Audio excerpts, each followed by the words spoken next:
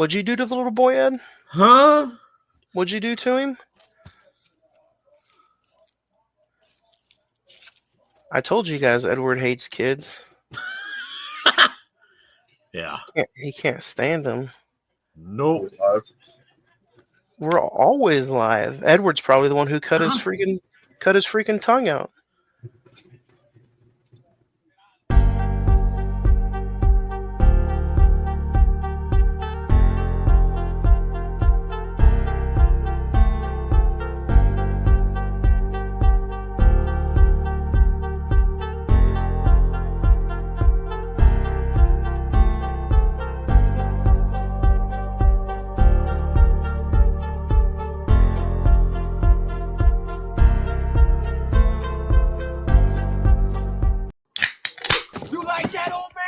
Want a piece of me? Do I feel lucky? Well, do you, punk? Good morning, Vietnam! I love the smell of napalm in the morning. You're gonna need a bigger boat. I feel the need for speed. I wish I knew how to quit you. Love means never having to say you're sorry. You do? You'll shoot your eye out, kid. I am. Happy Monday, moviegoers. Welcome to episode 332. Welcome to Speak No Evil. You're listening to a brand new episode of the Cine-Men movie podcast. I'm one of your hosts, Juan, and I am joined by the cast, the crew, the fellas. How's it going, guys? What's up? How have you guys been doing? Good week? It's been all right. You know, Been good. it's been cold. It has been cold, but you know what? With the month of January, that usually is what happens. So, Did y'all survive the TikTok ban? I don't even have TikTok. I don't have a TikTok, man. I used to, but we yeah. What about you? Did you survive? Man, that thing came back quicker than the Supernatural brothers. Came back pretty quick. Freaking SpongeBob spent more time in jail than that thing did. But yeah, good week, good Monday. Happy Martin Luther King Jr. Day out there to everybody here in the United States. Happy National Championship Monday to all you college football fans out there. It's a fun Monday, man. A lot of stuff going on, but one thing that never fails is another new episode from your boys, the Cine-Men Movie Podcast. If you guys are watching us live on Facebook, Emisawal Productions YouTube channel, or you guys are probably listening to this where a majority of our audience is from, out there in social media and podcast land. Sir. All the social medias are right there. Ed, how do they find all of our episode links, and where do they find the social media? Very, very easily. That is facebook.com/the Cine-Men Movie Podcast. That is TheCinemenMoviepodcast. Instagram at the same, the movie Cine-Men Movie Podcast. X is at Cine-Men405, and email is of course at cinemen921@gmail.com. Go ahead and leave us a comment, or any suggestions are cool too. We love those. So, or a comment about any of us, we'll take that in stride too. Compliment about us, compliment about the show, but your look back and your social media plug is sponsored by San Marcos Mexican Restaurants, located right here in Oklahoma City, Oklahoma, at 2301 Southwest 59th Street in Oklahoma City, Oklahoma. Give them a call and get a to-go order at 405-685-7773, or go ahead and dine in at the best possible Mexican restaurant in the metro. Let them know that the Cine-Men Movie Podcast sent you and get you 10% off your entire purchase. And go ahead and go in there and get you some $5 margaritas on Wednesdays. Great food and even better customer service. So, again, let them know that the Cine-Men Movie Podcast sent you. San Marcos Mexican Restaurants, the best sit-down restaurant of the Cine-Men Movie Podcast. Guys, let's get into some recent watches. It's been a minute since we've talked. It's been a week. A week is too long to talk to you guys. So, Ed, we'll start with you. Do you have anything you've been recently watching or that you want to recommend? So recently gone ahead and watched Order of the Phoenix, Half-Blood Prince, as well as and you're probably gonna think I'm dumb for this, but I watched like Date Movie and Epic Movie and Meet the Spartans and stuff like that. Yeah, so those have kind of, it's nostalgic to a small degree, but at the same time they lose a lot of their comedic talent, I guess, after a while. Dude, sometimes I'm in the mood to just watch complete trash too. Yeah. Like sometimes I'm like, man, and you know You what? be watching your neighbors too much?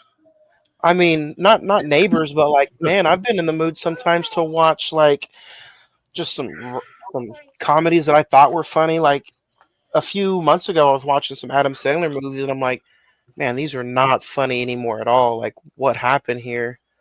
But Maybe what happened to you, my guy? I know. What? But I'm what so about that? cynical in our old age. Because me and Jay talked about that when we did some of the Clerks reviews. Um, you joined some of them, but Ed, we talked about that with Scary Movie. So since you watched some of those comedies recently, like, did you sit there and laugh like you thought you would, or were you still like, it's not as funny as I thought it was going to be? A bit of both. A bit of both. Kind of like I said, some of it was nostalgia. Uh, something was big at that point in time, or something was going on in that point in time that was enough to reach those waves. And then all of a sudden, now it either seems childish or kind of stupid, to where some of it did actually, make you laugh or make you kind of go, man, that was pretty good. Okay, that's where I know exactly where this came from, kind of thing. But lost its touch to a degree, to a pretty good degree, honestly. Like, none of those movies would really equal 3 out of 5 or anything like that. But yeah, lost some touch. But it happens. So is there anything you want to recommend, or were you just kind of like, I wouldn't recommend any of this anymore? Well, I mean, Order of the Phoenix and Half-Blood Prince, of course, but I mean, that's, I'm a huge part of that fandom.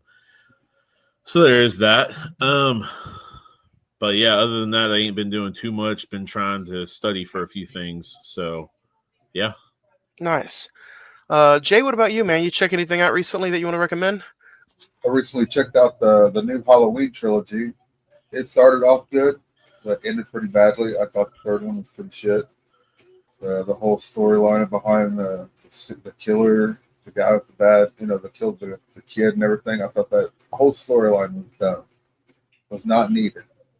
So I watched some documentaries that are on YouTube about different movies. Some with the Lord of the Rings. I started watching The War for Boromir and Rohirrim, and I got bored by that movie. I even started Red One and got halfway into that movie and got bored with it and shut it off. So that's 2 movies of 2024 that I started up that I got bored with halfway through, that I just did. Red One was just horrible anyways. And so I got through those. I watched a 4.5-hour documentary on the making of the Rob Zombie Halloween. I finished Creature Commandos. I highly recommend that if anybody's never seen it. It's a part of the new DCU's lineup, and it's pretty good. And I watched some Royal Rumbles to get me ready for the Royal Rumble coming up in a couple of weeks. Oh yeah. You guys excited for the Royal Rumble? Oh yeah. I am. I know we still got a little bit to go. Does anybody have any predictions on who might win? I think the people might have a champion in the midst. I'll go with Cena probably winning it. I don't know, man. I feel like that would cheap it. You know what I mean? Like, I feel like that would cheapen his legacy and cheapen that position too. to where like for the past year plus, we were supposed to get a main event last year. It ended up changing due to a big part of what the people wanted. But I think things are starting to go a little bit different this year, and I think that will be the main event of this WrestleMania, for that matter. You talking about The Rock and Roman Reigns? Mm-hmm. You guys can disagree with me, but I think if that was going to be the main event, they would have already announced it by now. I agree. I think they would have.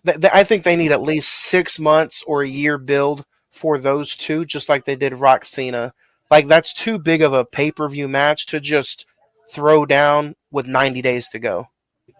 It could be done in 90 days, but It can, but I think the build-up would be so much bigger than what it has. And I think if you would have started that rivalry or that match, it would have been when The Rock gave Roman the Uafala. It would have happened that night. Because, I mean, I'll tell you, I just don't think Cena at this point in his career needs that. And I mean, don't get me wrong, you know, Juan, you know, I used to be a huge, and I mean, I'm not a fan of Cena, but I used to be a huge Cena fan back in the day. But I just don't think he deserves that position. Not the WrestleMania main event match. He deserves not an undercard, like he deserves a mid card match. I don't think he should come out first and just get squashed by. I mean, this is his Austin Theory. This is his retirement year. If any years to be for him to just go over on everybody, I think this would be the year that he should get it. But I don't know. I don't know. There's so many different ways and so many different matches they could give us for a main event. But I think the true main event this year is going to be CM Punk and Roman Reigns for no championship. Okay. That's just where everything is lining up to be, at least in my eyes. I don't know. I think the 2 world championships will probably be maybe side matches, maybe no main events. I'm not sure. Anything could change. But we got 2 nights. So. I agree on the side matches. I agree on that because I don't think I think Cody's losing not the belt, but I think he's losing his steam. I don't think Gunther is going to have the belt very much longer. I out of all the champions currently, I would probably say I see Rhea having 100% having the belt at WrestleMania. Cody like 98%. I don't think Gunther's going to, and I don't think if Cena takes the belt, if Cena takes the belt off anybody, I think it might be Gunther. Fair, true. I don't know. Jay, what about you? You got any WrestleMania comments? I could see the Cena Gunther match happening. I don't know. I'm just going to let it play out. It's predictable when it needs to be. Right now, it's not predictable, so that's a good thing. Because usually going into Royal Rumbles, you're like, this person's going to win it. We could pretty much sit there and look at who's in the Rumble and be like, all right, that's who's going to win it. And just so far, who's been announced with in the men's Royal Rumble, the women, I think, is going to be on first this year. Yeah. Because it doesn't feel like there's that much build-up for it. But for the men's side, you got Roman Reigns already, CM Punk, John Cena. You know, you got all those 3 big names are automatically in that match, and they can go to any one of those 3. We're getting some emails about where has the sports podcast been. Believe me, guys, we'll get something together, even if it's a weekly wrestling talk. We'll get something together, and I think this is a good little conversation that we continue maybe over on that side of things. It was a slow week maybe for me, but after the Lincoln Lawyer last week, I checked out the Jerry Springer documentary on Netflix, Fights, Camera, Action. Yeah. Very good little documentary. It's only an hour per episode, and it's only 2 episodes. So you're in and you're out. But it's very, very informative. And I enjoyed it, especially living up and growing in that era of Jerry Springer. I didn't know that much went on, and I didn't know, that much of a ratings issue between the two, between him and Oprah, was that big. So if I were you guys, if you're a 90s fan in general, I would go check it out. especially if you enjoyed that Nickelodeon documentary over on Max. I watched Venom: The Last Dance for the first time. Not a bad little action flick, man. I kind of enjoyed it. To me, it was the better of. It was probably the second best of the three. I'd probably say the first one is still probably the best, but I thought The Last Dance was, right behind it. Um, and then I checked out Speak No Evil for today's episode. So, like I said, been kind of a slow week for me. So, but there's a lot I want to get to for sure. So, yeah. So, but yeah, another, and Ed will like talking about these guys because of all the real cane sugar that's in there. So our next little conversation will be sponsored by OKC Soda Company. Ed, you want to talk to us about OKC Soda?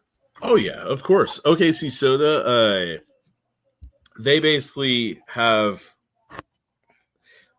oh my god, they're a craft soda company of Oklahoma. They have super unique flavors. Strawberry shortcake, blueberry acai are just to name a few. You've got root beer, orange cream soda, cherry limeade right there on screen. And they are made with pure cane sugar, kind of like what you're saying. And then not only that, but they are natural flavors. This is not just your typical soda. This is a soda that takes pride in itself. It does offer other types of soda for that matter, for all of you connoisseurs out there. So this brand, we can't talk highly enough. Myself and Juan have actually been to the brewing spot for these guys. It is, man, it's set up. That's all I know what to say. It's set up. It looks awesome back there. And go check them out at your local grocers, at your local Homeland stores, and Crest Foods right here in Oklahoma City. So let's get ready and dig into today's episode if you guys want. Should be a little fun conversation. Yes, sir. So what did you guys think initially about the talk about today's episode? I know we were supposed to talk Billy Madison, but It goes back to that things not being funny anymore. On probably that. Yeah. It kind of honestly, it's not as funny as it used to be. It kind of did, and I didn't even watch Billy Madison recently. I just was sitting there thinking about it. I'm like, man, I don't know, and I really wanted to talk about it too because it turns 30 this year, but it was different. I don't know, but hopefully this conversation will be as different as we thought it would be. But today we're talking all about Speak No Evil. It had a release date of September 13th of 2024. With a $15 million budget, it grossed a little over $78 million at the box office, with an IMDb rating of 6.8 out of 10, 83% on Rotten Tomatoes, 66% on the Metascore, and a 3.3 out of 5 on the Letterboxd. Starring James McAvoy and Mackenzie Davis, Scoot McNairy, Dan Howe, and directed by James Watkins. A family is invited to spend a whole weekend in a lonely home in the countryside, but as the weekend progresses, they realize that the dark side lies within the family of who invited them. Ed, we'll start with you. First time versus now, or was this the first time you watched it for the episode? First time and all that good stuff. To be honest, I thought we were doing the Kane movie from like 06 or something like that. I did not know about this nor its 2022 predecessor at all. So there's that. And then whenever I started searching it up and seeing what it was and all that to kind of understand what to expect, I seen that it was the movie with the boy who got his tongue cut out and stuff like that. So I understood more about it going in. Like I said, I didn't know much about it at all until that.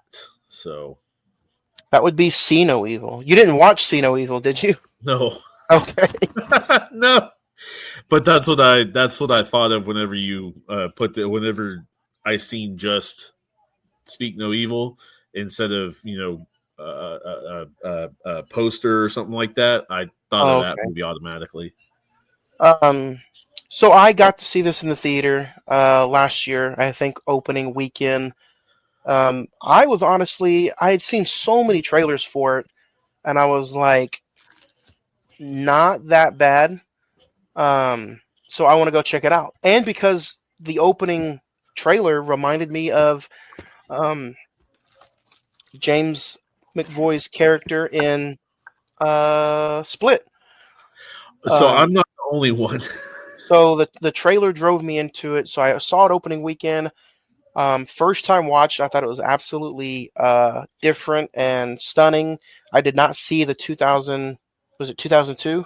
You said 2022, I did not see the just 2 years 2022. before. I didn't see that version of it. Um, so I thought the movie was pretty good. I have different opinions this time around, seeing it, knowing all this spins and cycles of it, but I still kind of enjoyed it. Jay, what about you? First time? This is my first time.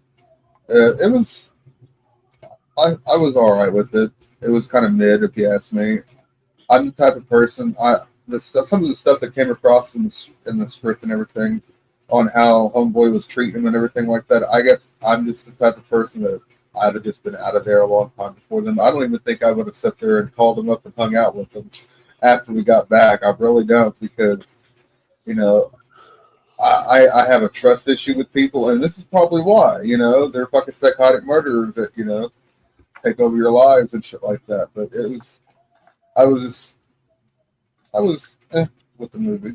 Well, I'll discuss it more as we go along, but it was just mid to me. So let's talk about them though. So if you guys have not seen this movie, it is what, a little over 4 months old. It's on Peacock if you want to stream it. You can go pick up the physical media copy, $20 if you're into that kind of stuff. But let's talk about it. Let's talk about how these people get trapped in this movie. And I thought the cast first off was a pretty okay cast, led by James McAvoy. I thought he was by far head and heels over everybody. Um, I'll agree with you there. I thought Mackenzie Davis was a close second, but he was, when I say close, that's being probably a little generous. But she was definitely probably the second best. Um, I would almost put Dan Hoy, who played Ant, behind James McAvoy, because he He had man, to for him, act without talking. yeah, he couldn't speak. He had to give all the facial expressions and the weird moans and yelps. So highly recommend it. At least to go back. If not anything, if the movie and the script is just in with you, I would say go check it out on Peacock just for James I don't know why I have a hard time with his name. McAvoy. McAvoy. So yeah.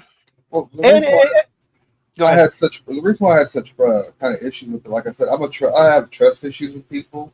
So just the kind of the way that he's kind of strong arming them to do things, like he makes her eat meat and shit like that. Like I would have been like, no. What part of it's like they were too pushy. I'd have just been like, no. So what I like about that part of the script and story, and if you guys want to talk about it, you can just interrupt me. But watching it the second time, what I liked most about it was the main character, Patty, and his wife, uh, Sierra. I like how vulnerable, and I know this is probably backstory of them just picking vulnerable couples. It's almost like they did their homework before everything maybe started. They know they were probably going through marriage issues, trust issues. Maybe I'm looking too deep into the story, but I feel like that's why they probably picked that specific couple, because they were so vulnerable and they were so pushy. Scoot McNairy, who his character really irritated this movie because he was so pushy, but Ben, at the end of the day, is just looks like he'll do anything to just get, sexy looks from his wife because of their whole trust issues. Because backstory on the wife, Louise, is cheating or sexting with their kids, like a dad from her high school, middle school, or something like that. So I don't know. I agree with you. I don't like how that couple was super pushy, and they probably would have done almost any and everything that couple would have asked. But I feel like that's maybe like them being so vulnerable. But they're so vulnerable in the movie, like it does kind of irritate you. Yeah, because don't get me wrong, like I agree with Jay on a lot of different things. Like at the end all be all, like I know the joke is that like kids, I hate kids or something like that, but that time, especially the dancing, that he gone ahead and just, dude, Oh yeah, takes speak that about kid and just, talk about oh that my scene. god, that pissed me off right there, man. That because it was the Cotton Eye Joe, and like just a small dance routine. It's not like they're professional dancers. It's not like this is what they get paid for. This is what they've trained for 13 years out of 15 of their life and all that stuff. But like you I don't know, man. That pissed me off right there. To me, there was just too many red flags to just be still hanging out together. If Yeah. somebody displayed that many red flags to me while I'm hanging out with them and we're just together a couple days, I'm out of there, man. I'm not bullshitting. I'm out. I mean, the daughter being in their bed, like Agnes being in Patty and Sierra's bed, no.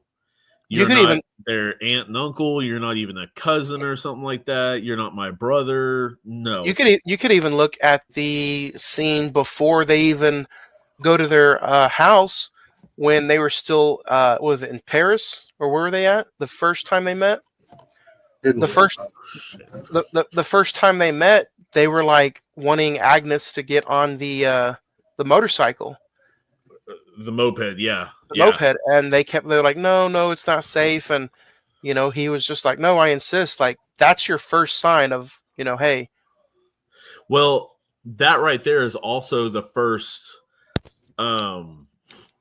try of their willpower, for that matter, because he's seen how easily they were just like, whatever, okay, fine, kind of thing. No, especially a grown ass man straddling my dog. No, no, no, no, no. Like, Well, I think on another hand, it plays into how far are we as a society or as a person able to go to appease somebody else. yeah, and I mean that's the thing right there. Like, I will go ahead and be friendly and stuff like that, but I'm highly protective of children in my family, for that matter. And I mean, they probably won't ever see this, but there was a younger cousin of mine that just had a scrape with a very fortunate scrape with a potential that could have been a hell of a lot worse at a club. Luckily, she's not of age to drink yet, so there's that, but she was able to get in and dance and hang out and stuff like that. But she had a scrape with someone that, kind of crazy. So would have likely done her harm. Very much so, man. Kind of did to a small degree, but luckily she was there with some friends that were highly responsive and highly they were oh my gosh, I'm trying to look for the word. They were aware of their surroundings, predominantly. A little naive, bit naive, but as far as teenagers go, not too shabby. And I like how this movie really does, like so many horror movies, and especially Blumhouse lately. I know a lot of people trash on Blumhouse as of like the past few years because it almost seems like everything they've put out since Halloween ends has been kind of bad. Whether it be like Imaginary or Imagine with the teddy bear movie, Megan. This is actually, I feel like, one of the most decent movies they've put out recently. Megan Um, wasn't bad. uh, so I feel like, this maybe gives some light on Blumhouse as of late, but I feel like anything you do, um, again, this is me just giving some more flowers to James McAvoy. He has just been spot on as of late, and this movie makes no is no different. Um, Usually they can do some kind of different. The kids in certain movies can be kind of annoying, or they're not living up to par with some of the other actors. But I thought the two kids in this movie were pretty decent. I thought the girl was annoying. The girl, With the whole fucking bear. The bear is almost what got him fucking killed. Her little fucking stuffed animal. That's what almost got him killed. Hoppy. Hoppy. It's like I'd have just been like, Hoppy. you can just fucking. We're not going back. We're done. You should have fucking grabbed it when we left. I'd have been the asshole in that situation. I'd been like, Me nope, too. we're done. We're not going back to see those people. We'll just have them fucking mail it to us if they can mail it to us. If not, you lost. And Mail it. Hell yeah. you should be more responsible.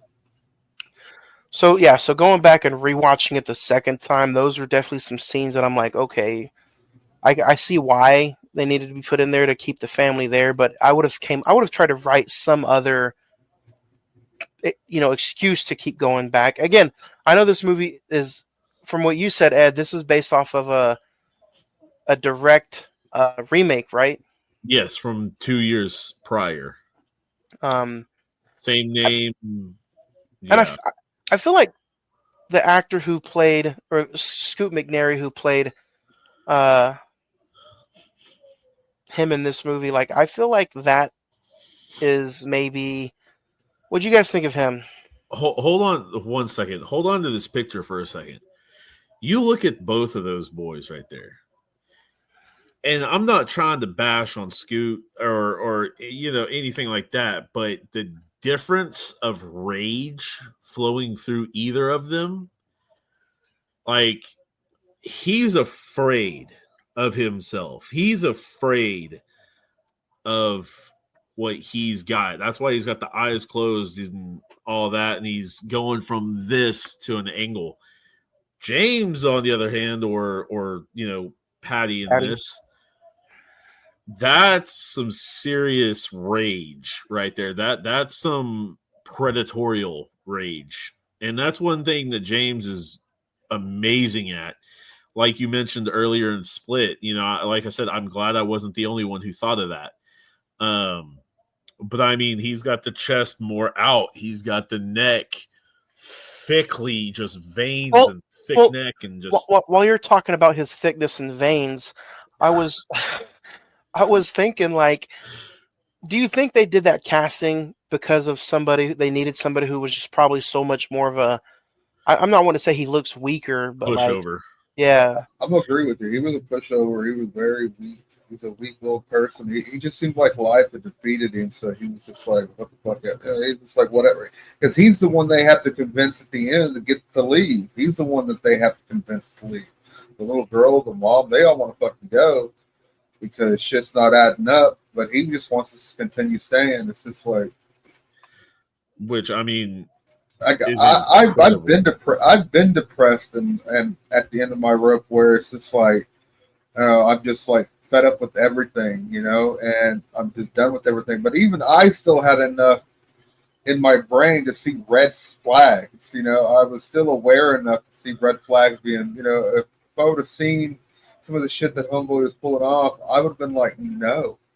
Do you think? You messed with my vibe. No, I'm good. Do you think this goes back to? Remember the dinner scene where Patty takes him to like that guy's house and he cooks for him.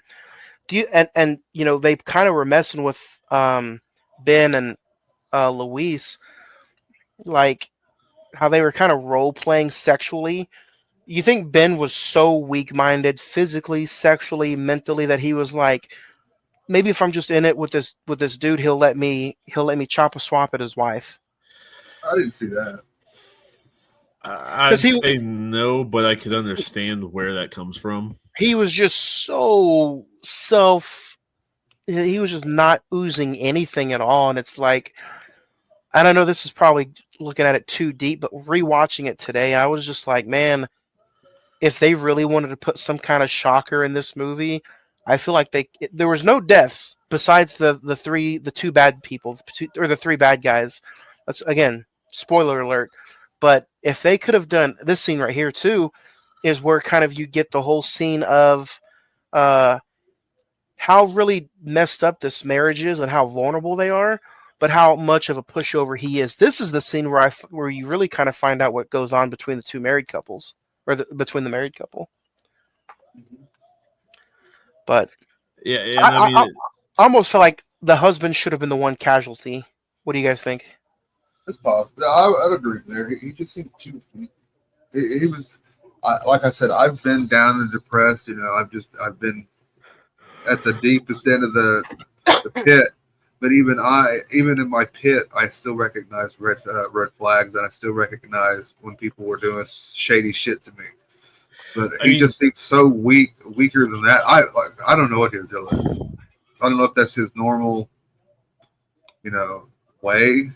It kind of seems that way because of the way the relationship is between the two of them. Is that he's just so weak and doesn't put any effort, that there hasn't been effort on both of their parts for a while, it seems. Yeah.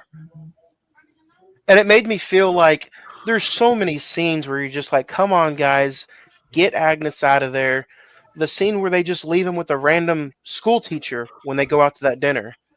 I'm like, really? You're just going to let her stay with a random guy? Like, how much of a pushover?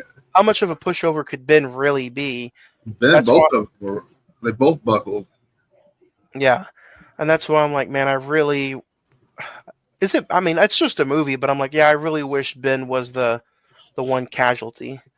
But I mean, at the same time, you got to put yourself in their shoes. I mean, that to let all those transgressions go. Not only that, but how they treated Ant and stuff like that. And I mean, on top of that, what kind of name is Ant? Like, okay, there's that, but I don't know, man. They may not really know what his real name is because of the plot twist, Mm-hmm. So, and I thought the plot twist was kind of dumb as well. I'm not even gonna bullshit you. I thought it's like, how many times can you play the same con? I get it can happen in real life and everything, but it just seemed too fantastical. I just couldn't accept it as reality as far as the movie goes. And there's so many plot holes to where you're like, I don't know, they're probably put there action, realistically by the writer, but Patty gives away so much small little details of he's going back on his lies that you're almost kind of like, is this how many times can he accidentally forget something to where you guys are all right, let's pack up and go. The doctor scene where he kind of forgot he was the doctor. Yeah, I forgot that was his line, and he's like, "Oh, look at their faces!" Like, so let's kind of explain it. We won't spend scene by scene, but like, let's kind of explain it to everybody has not seen the movie yet, like, or who has seen it. They're pretty much their whole getup is they'll go vacation, they'll bring somebody, or they'll target a family, probably kill the mom and the dad, and then abduct and cut out the tongue of the kid, keep the kid, and then just recycle the process, and they just rob whatever couple they target pretty much for everything they got. I was about to say, because didn't they have them transfer like $200,000 into their account? Yeah. But. So yeah, the plot. I mean, the plot was a little. I think it would have been a little bit cooler or a little bit more slick if they were just doing it to do it. But in reality, technically, they're just a bunch of broke hippies who are targeting everybody they can for money, right? That's what I assumed, and I did like the fact that they played up one time where the wife was a victim, but I would have liked to have seen her be more crazy. You know, he's crazy. She has to match his crazy. I did like how whenever they kind of split and all the shit hits the fan and they have to go gather up everybody. I like how he kept being physical and was like, "This is your mess up. You got to go deal with this. Help me deal with this. This is your mess up." So yeah, I agree with you too, Jay. I like how he would have. He was insane, but it would have been pretty cool to see her match his craziness. Because it just seemed like they've been together so long. What keeps her there? What does she do? What's her role and everything? And they never went into that. That, I mean, what broke her to go ahead and be like, "Yep, I can do this. I can keep doing this." Because that's the thing that like puzzles the fuck out of me is like how in movies and even in real life, can you get somebody to sit there and go along with something that's a bad idea? Like how in the fuck can you get somebody to go along with you on a whole, I'm going to rob this guy. I'm going to do this. I'm going to murder this person. I need you to help me. It's like, do they not realize that none of that shit's going to work? Is it just my way? Is it just my brain that thinks that way? Or is it just like, I think it's just what little morals we do have as a human being probably is like we know the difference between right and wrong so much that even if it's calculated mathematically to work 100%, we're still like no, because there's that one chance maybe that. But you still get people that can be talked into stupid shit like that, because I've watched a lot of different crime documentaries, and a lot of these people, they get accomplices and they don't sit there and say, well, he threatened me or they threatened me, whatever, with death and everything like that. They were just like, he asked me to kill somebody with him. I was like, I ain't got nothing going on Saturday night. Let's fucking do it. It's like, no, it's not all right. Like, it's not that easy, dude. Like, there's a lot to that shit. But it comes across as that a lot of people are so weak-willed that, hey, man, we're going to do a drive-by. I need you to come along and shoot with me. It's like, no, I'm not doing that. I might be your boy, but I ain't going to fucking go to jail for you. I ain't stupid. And it makes you wonder, too, like, the writers that do some of these movies. I've had some people message, whether it's on here or other shows or just people in general. How can you watch something like that? Like, are you sick and twisted? I'm like, whoa, first off, you don't know me. Second off, is it weird that I like watching stuff like this? But like writers also, like, some people are like, how can they think of this to write this down on paper and write a script about it? I'm like, maybe it's them expressing themselves on paper so they don't go out and do this stuff in real life. I'm a Freddy Krueger and Scream fan, but you're not going to see me put a fucking ghost face mask on and go start slaughtering people. I don't sit there whenever I'm watching the Scream movies and sit there and, during each death scene, grab myself and fucking sit there and pleasure myself. I don't fucking do that. It's not that deep. It's just, it's a fantasy. When you're watching a movie, you're basically living a fantasy world at that time. No matter what genre of movie you're watching, you're entering a fantasy world. No matter if it's realistic or not, you're still entering a different world and you're going on an adventure in that world. And it's while you're in that world that the rules that they lay down, do those actually help the movie along or do they hinder the movie? And in this case, they hindered the movie because there's a lot of things in this movie that me as a person would have never let get away with. I would have never let them had some just random guy watch my fucking daughter. I'd have been like, no, she's coming with us. I don't care what the fuck y'all say. When they started doing that whole blowjob act, I'd have been like, what the fuck are y'all doing? When did this turn into some? Do you want to fuck my wife? Is that what's going on? I was all over while watching these scenes. I mean, don't get me wrong. It does sound like some people out there in email land know who you are. Juan, like you're a twisted individual, dude. You are. I know you are.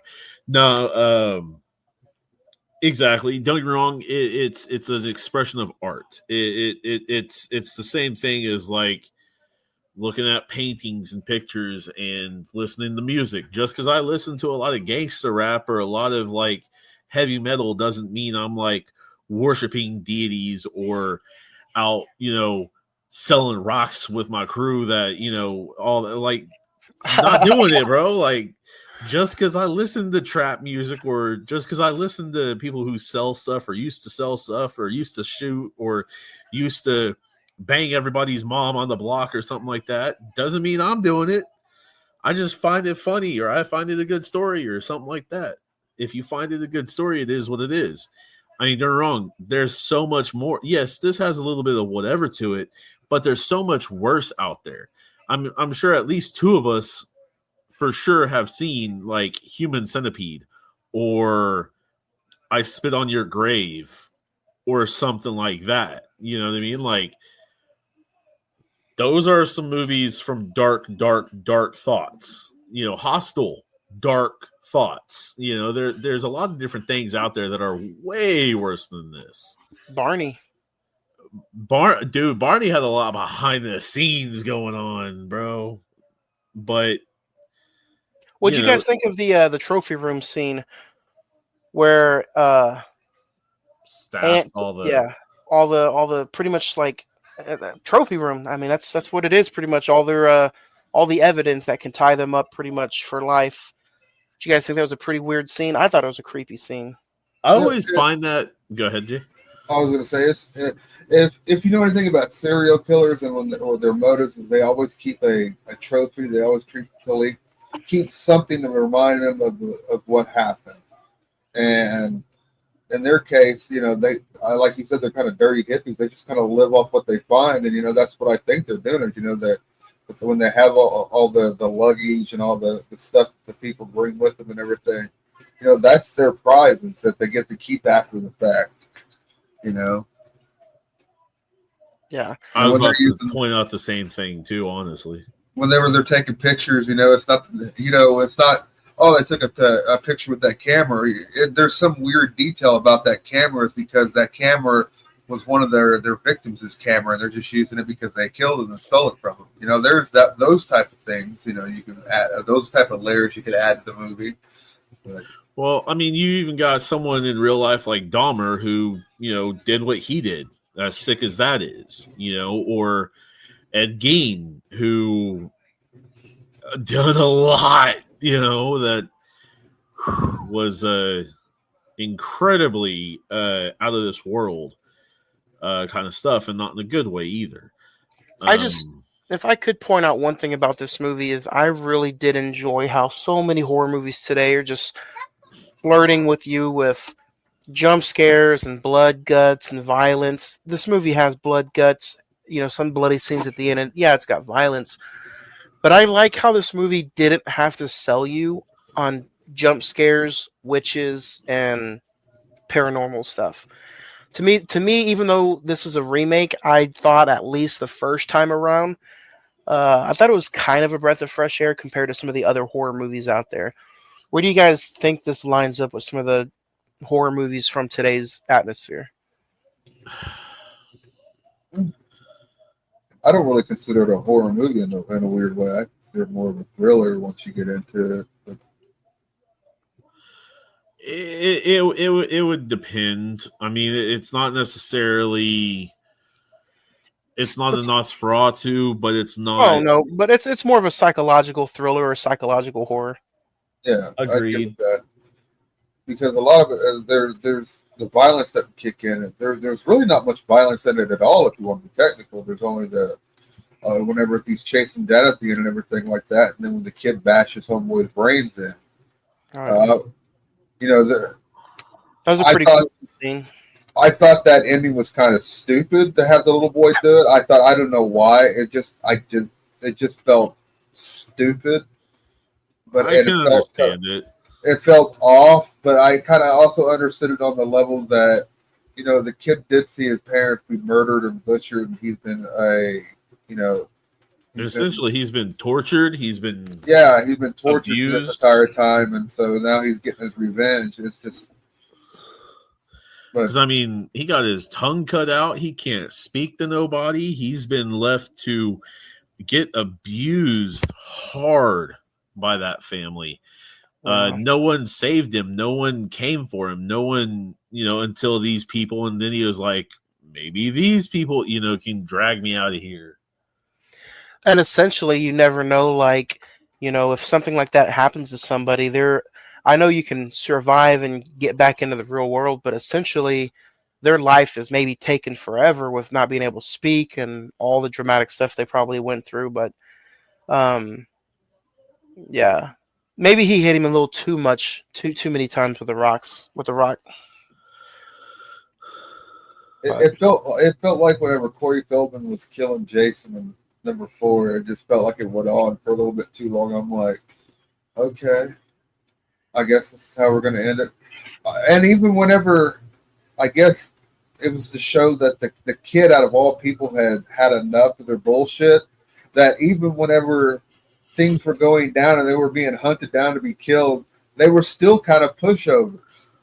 They were still kind of weak, because they didn't want to kill none of them. They didn't want, I'm like, fuck that. I'd have been blasted. I'd have just been fucking like, wow, fuck y'all. Because, I mean, in this, essentially, you've got fight or flight. Yeah. And when flight should have been there, they chose to ignore it all the way. So you pushed yourself into fight, literally. And, I mean, I get trying to have faith in humanity and all that crap. I get it. But at the same time, like you've said several times in this episode, if you show me enough red flags, I'm gone. Like, I'm not waiting around just because I think you could potentially be a good person. I'm done. So the scene where they've made it out, right? And the scene that they're driving their little Tesla, and the daughter sees Patty push Aunt back into the pond. Yeah. That right there, would you guys have left to try to go get help, or would you have done what Ben did? It's a hard scenario, man. You have your family, your daughter, your wife in the car. All you got to do is maybe get the safety. You have the evidence maybe to put them behind bars forever, but you're like, man, I can't just let that little dude die. That's probably why it was done that way. It's one of those moral decisions. Yep. And he knew that they would do it. That's one of the only time he acts. He reacts in probably a positive and forceful manner. Is that every decision leading up to that point has been a weak answer, or just shoving it off to the side. This was one of those decisions that he made on his own, just like split seconds. Like, I have to make sure this kid survives. So I guess it shows that he's starting to finally see things. Yeah. But it was too late. Yep.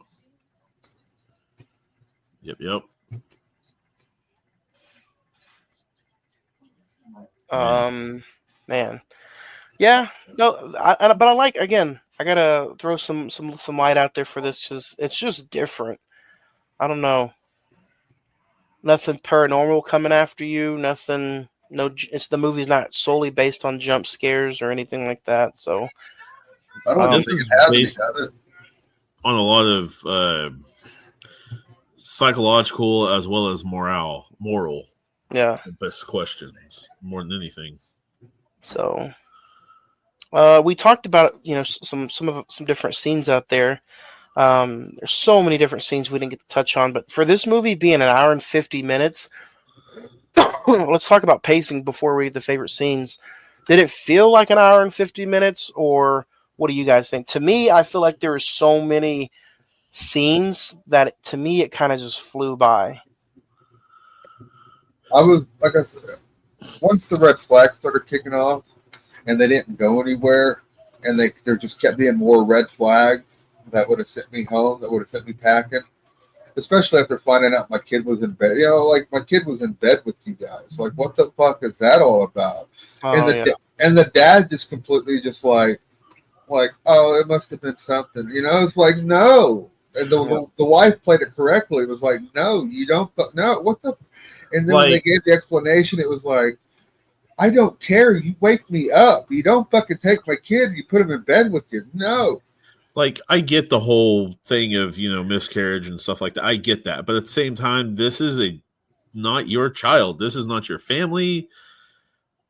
Like, what is wrong with? Yeah, no. But there at that time was another red flag because it should have let them know that. How do they not understand that being a parent? Yeah. Kind of thing. Because no. Like the woman correcting, I get it was to show that she's just as abrasive and kind of crazy as McAvoy is that whenever she started correcting the daughter, you Yep. know, Yep. yeah, I was like, I would have been in the same situation. Would be like, what the fuck are you telling my kids? Like, shut the fuck up.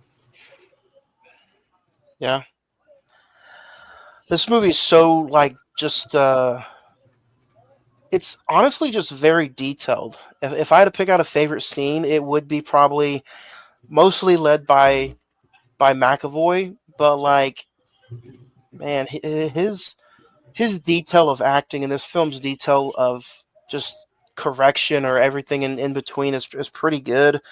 If I had to pick a favorite scene right off the bat, um, and I would probably pick the scene where I just had it. I'm going blank. Um, he where they're hunting, and he's trying to get Ben to shoot, and Ben's like, "Man, I just can't do it." And you know, Patty is like, "It's not the kill that interests me; it's the hunt." And that right there, I'm like, man, he's so detailed about what he wants in real life right then and there that again, it's not the kill or the abduction probably of the kids. It's the getting to that situation, the lies, the manipulation. So very detail oriented scene. Um, I'm not saying McAvoy deserves a freaking Oscar, but I really do like every scene he's put in this situation. So He The did acting very, over, very well, though. the yeah, acting overall is good in the movie. I'll give it that. It's good to great in certain areas, but the story itself and just the premise of certain things happen, the way things go down, I couldn't sit there and wrap my head around it because, like I said, I'm not a very trusting person. yeah. So I just couldn't get over all the red flags that were This, cropping up. Like like I could see if you known a guy for like 6 to 8 months, and you got a few of these red flags, but these were all in one fucking like day within a few hours. So I've been like, something's not right about this dude. Don't get me wrong. Even then, though, like, but you know what? nah. Stuff like this happens though. This is how kids like get abducted, sexually abused, like scams. Like this is a Groomed. this is a scam 101, and that's the crazy thing. And if you notice, I don't know if I mean again I can't judge, but is it people that have money like that they're just so pushy or push they're so they can be a pushover because of maybe how much money they have. They're like, oh, I'm set. I know how to take care of myself. I have this money I can just fall back on. But like, this stuff happens all the time. I think it's more the fact of being not being in any situation that has had that happen, being in situations that you don't have to have your guard up, that you can let your guard down, let your hair down, and not really be afraid of any surroundings. Not Yeah, necessarily saying that I've had a hardcore life, but at the same time, like, right. both of you know the streets we've all three walked. Like But it's just we've again, been a few places. it's just like just detail oriented with this movie is just like we can't pick a vulnerable poor couple because then they can't get robbed. So let's pick a vulnerable super wealthy couple because again they're vulnerable but they got the money. So I think that's probably what kind of turned this movie off on me the second time around. Agreeing with you guys with how vulnerable they can be. You just got there, and that's the thing about it is that if you're going to do things like this, and this is probably where my moral code comes in, I just don't sit there and have the patience or even the know-how to pull off a scheme like this No, and to make it believable because there's a lot of factors in it, to play it. I just don't know. that's My true. No. disbelief. Um, but again, favorite scene would probably have anything to do with James McAvoy. He made the unbelievable believable for me in this movie. So, Yeah. Ed, what about you? Do you have a favorite scene?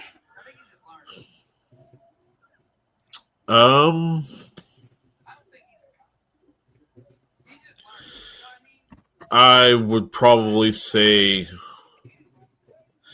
I'd probably say whenever the kids are interacting with each other, like especially gone down, found evidence and stuff like that, like that was kind of a whole shit. Okay, this is a different layer. Okay, I found that interesting. So, you know, Jay? I didn't really have a favorite scene, but there was a couple moments in the movie where I was like, that's cool. Well, with the scene where they're talking about they're when the true problems start to come out, which whenever they sit down and talk to each other, the husband and wife in the bedroom, and they start talking about what the fuck's been actually going on, and they kind of puts more of a light on their marriage, that they're trying to repair shit. So that's why they're probably going along with certain things as well. Is that it's like being in a relationship and you're trying to repair it, that neither person wants to sit there and be the one to say no.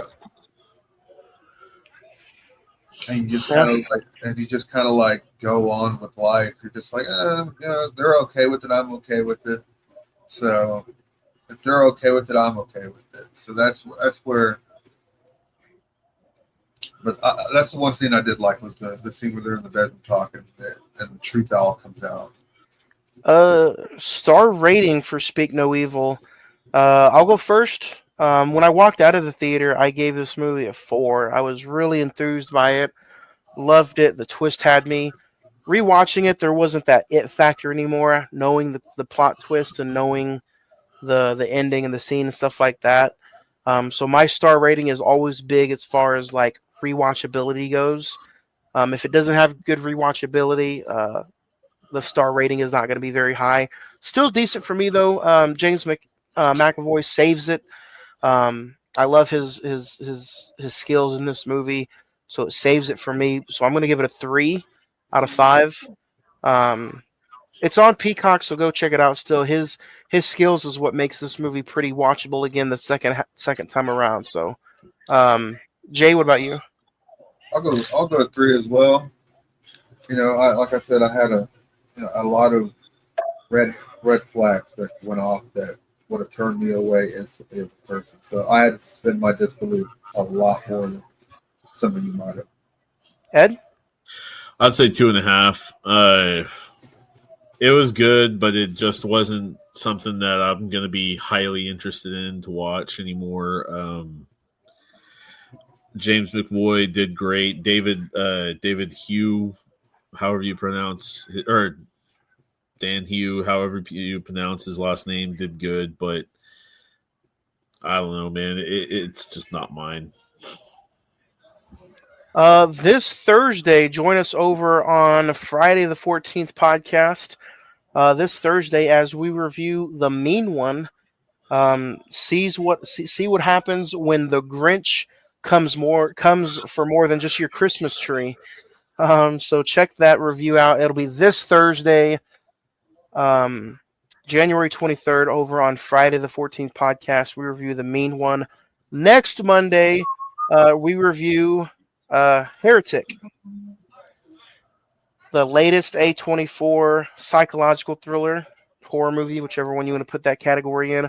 That is what we are talking about next Monday as we end January with an A24 movie and we end with Heretic. February is pretty big, guys. I don't know if you guys are ready for February. Are you guys ready for February? Oh, yeah. February is going to be jam-packed. So mark your calendars. The first week of February, we talk about Ghost of Girlfriends Past. The second week of February, we talk about Wicked. The third week of February, we talk about the best and our top 5 plus 5 of 2024. And then we end the month of February with Captain America Brave New World. So I can't wait for February. I hope you guys enjoyed our conversation all about Speak No Evil. But before we get out of here, guys, anything you guys want to talk about before we head on to Heretic? No. No, Have a good week, all good everybody. to go. All right, man. Love you guys. Have a great rest of your week, and we'll see you next Monday on a brand new episode of the Cine-Men Movie Podcast.